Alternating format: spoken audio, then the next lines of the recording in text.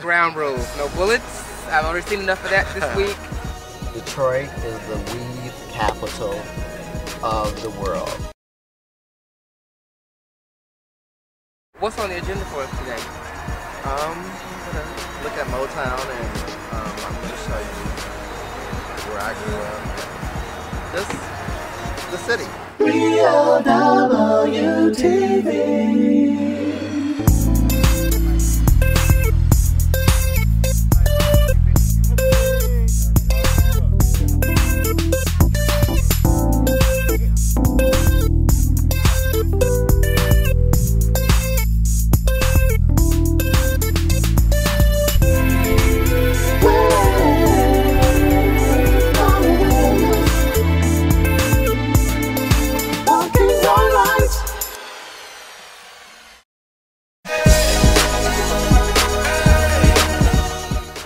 Welcome to 3LWTV. I'm Lionel Williams, and I am hanging out today in the Motor City. My guest on the show today is Mr. Laban King. Thank you and welcome to 3LWTV. Thank you for having me. So, Laban has agreed to be my tour guide today. He's originally from here. Many of you who follow the show have heard his song, One Chance, because I use it in about as many videos as I use Diary Song, as I'm addicted to y'all.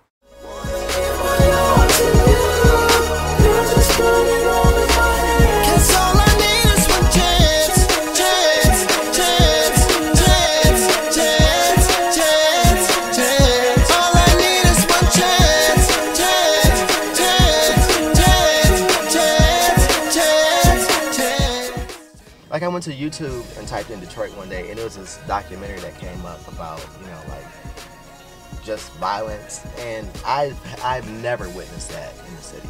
Never.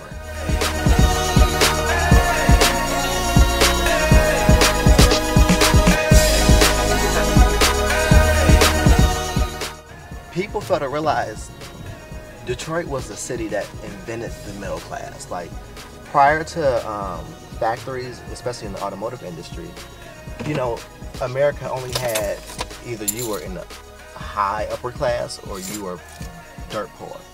It was either or, you know, and I know this because I was a history major. One thing about Detroit, no two houses are the same. The architecture is different. We still build houses out of real bricks. This is where a lot of the Motown stars lived, in these houses. These are humongous.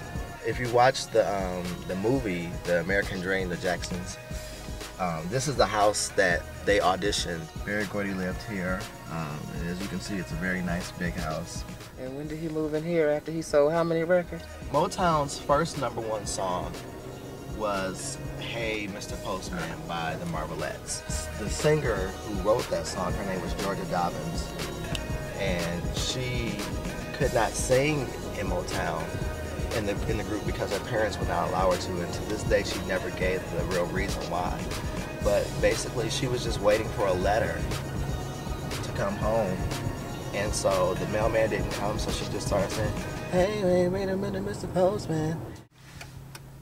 This house right here is where Marvin Gaye lived. One thing I like about him and all the other Motown artists, you know, they could afford to live, you know, really, really lavish, but they lived good, but they lived modest. I mean, to me, this is a great size house, you know, nice land, great area. And they didn't waste all their money, you know, on huge mansions that they couldn't afford later on. That's Aretha's and Smokey Robinson's high school. It's called Northern High School. If you win the lottery, that's where you go cash your ticket at right there. This right here is Greater Emmanuel Institution Church of God in Christ. I think the greatest singer of all times. Her name is Karen Clark Sheard. This is her home church. Her husband is the pastor. $50 sew in weaves at theweaveshop.com. That is very typical of Detroit. Detroit is the weave capital of the world. This right here is the elementary school that I went to. This is where my dreams began. I remember the day that I wanted to sing. I was in the 1st grade. In Detroit, we have a popular chain of restaurants called Coney Island's. There's a kind of snack called a coney dog, and it's a hot dog with chili, onions, and mustard on it, and it's very popular here. As a matter of fact, we should get one. I was gonna say, does that mean I get to eat one? Yeah, we should, because you're gonna be addicted to them. It's Sherwood Forest, Coney Island. It's in a neighborhood called Sherwood Forest, and we're about to go try a coney dog. So I hope you don't get like no gas problems. We'll know in a minute. You want fries?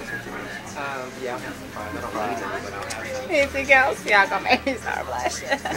So what am I having on here?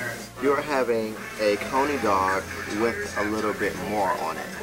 So he's telling me I should have this Sherwood special. The Coney special, yes, that's good. I had that for the first time not too long ago. It's good. What's your name? Miss Unstoppable. Okay. Yes, I said that, Miss Unstoppable. Y'all want something to drink? No, Just water with for me. Water. Now you get to go home and be like, they got some pretty waitresses. You know, they say ATL is the new Motown. Thoughts? Atlanta is not the new Motown. Atlanta is the new Atlanta. When you look at the history of Motown and you compare it to what Atlanta is offering right now, it's nowhere near the same. Don't get me wrong, right now Atlanta is a great place for urban music and R&B, rap, and then gospel. But when Motown was a label, Atlanta is a city. Every artist on Motown was under the same label.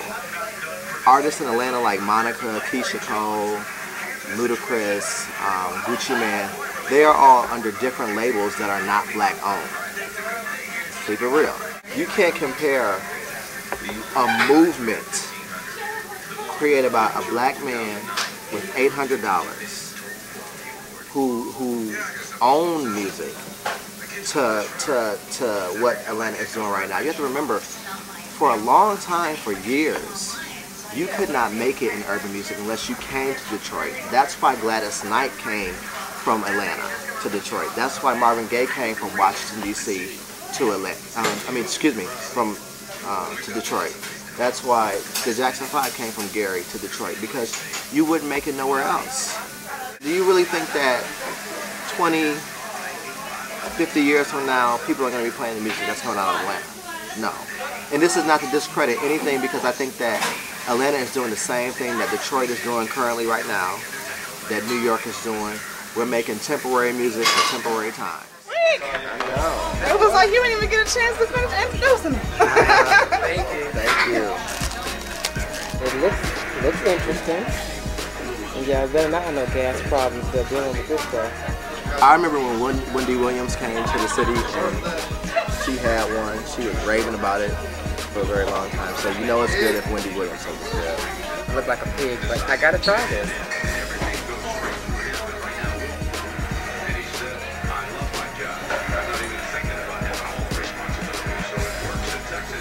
Oh yeah, definitely. And I don't normally eat this kind of stuff typically, but yeah.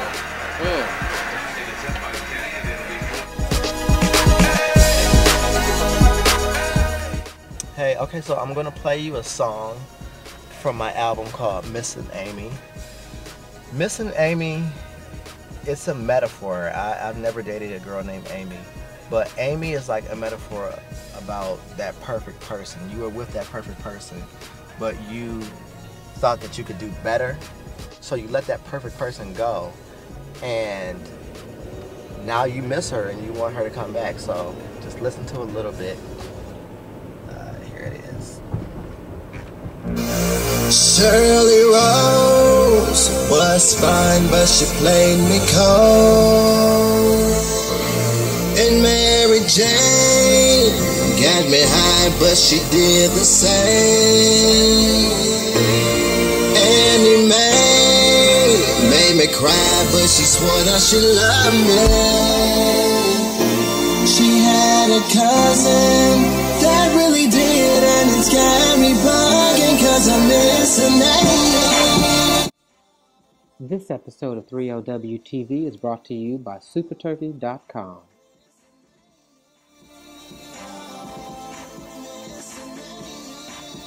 BLWTV.